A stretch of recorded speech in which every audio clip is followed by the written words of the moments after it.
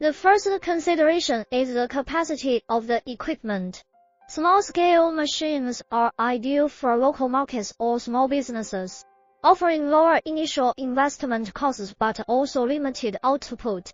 On the other hand, another factor influencing the price is the level of automation. Modern grain and oil processing equipment often incorporates advanced technologies such as automated cleaning, grinding, pressing. Additionally, the brand and origin of the equipment affect the cost. Renowned manufacturers with a solid reputation for quality and reliability may charge more due to their established market presence and after-sales service guarantees. Chinese manufacturers, for instance, are known for providing competitive pricing compared to European or American brands. Ultimately, the best way to determine the exact cost is by directly contacting suppliers or visiting trade shows, where you can compare different models and negotiate prices based on your specific needs.